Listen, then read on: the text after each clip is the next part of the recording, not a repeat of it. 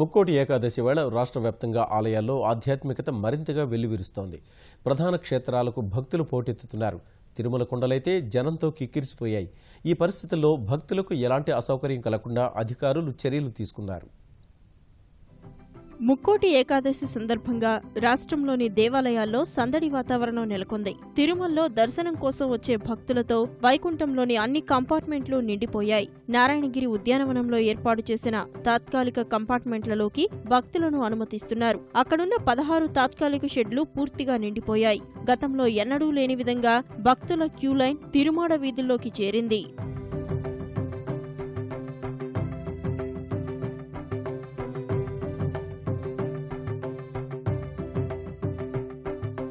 ముక్కోటి ఏకాదశి దర్శనానికి వచ్చే లక్షలాది యాత్రికులకు ఇబ్బందులు తలెత్తకుండా తీతీదే ఏర్పాట్లు చేసింది. సామాన్య భక్తుడే ప్రధానమని, వచ్చిన వారందరికీ దర్శన భాగ్యం కల్పిస్తామని ఈవో చెప్పారు. ఇప్పటికే 31 పర్మనెంట్ కంపార్ట్మెంట్స్లో భక్తులు ఉన్నారు. మరి దాని తర్వాత భక్తులందరూ కూడా క్యూ లైన్లో వేచి ఉండాల్సిన అవసరం ఉంటుంది. క్యూ లైన్లో ఉండాలంటే కొంచెం ఎక్కువ ఇబ్బంది ఉంటుందనే ఉద్దేశంతో ఇంకొక 20,000 మందికి నారాయణగిరి గార్డెన్స్లో మనం కంపార్ట్మెంట్స్ లాగా టెంపరీ షెడ్స్ కన్స్ట్రక్ట్ చేశాము. అది ఒక గార్డెన్ అట్మాస్ఫియర్ లాగా ఉంటుంది. దాంట్లో 20,000 మంది వరకు కూడా ఉండడానికి అవకాశం ఉంది. ఈ 40,000 దాటిన తర్వాత బయట క్యూ లైన్స్లో భక్తులు వేచి ఉండాల్సి వస్తుంది. వీరందరికీ కూడా ఏ విధమైన ఇబ్బంది, ముఖ్యంగా మంచినీటికి కానీ, అన్నప్రసాదానికి కానీ, అదేవిధంగా టాయిలెట్ ఫెసిలిటీస్ కానీ ఏవి ఇబ్బంది లేకుండా అన్ని చర్యలు తీసుకున్నాం. ఈ నెల 9న జరగనున్న ముక్కోటి ఏకాదశికి విశాఖ జిల్లా సింహాచలం ఆలయాన్ని అధికారులు ముస్తాబు చేశారు.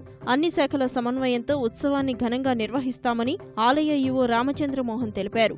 రాష్ట్రం నలుమూలల నుంచి సింహాద్రి అప్పన్నను దర్శించుకోవడానికి భారీగా ప్రజలు తరలివస్తున్నారు. దానికి అనుగుణంగా అధికారులు ప్రత్యేక క్యూలైన్లు ఏర్పాటు చేస్తున్నారు. ప్రధాన వేదికలను పూలతో సుందరంగా అలంకరిస్తున్నారు. భక్తుల సౌకర్యార్థం సింహగిరిపై ఉచిత వైద్య సదుపాయాలు ఏర్పాటు చేశారు. ముక్కోటి ఏకాదశి సందర్భంగా తూర్పుగోదావరి జిల్లా అన్నవరం దేవస్థానంలో ప్రత్యేక ఏర్పాట్లు చేస్తున్నారు. ఆదివారం తెల్లవారుజామున 5 గంటల నుంచి ఉత్తర ద్వారం ద్వారా సత్యదేవుణ్ణి దర్శించుకునే అవకాశం కల్పించారు. దీనికి సంబంధించి ఏర్పాట్లు చురుగ్గా జరుగుతున్నాయి.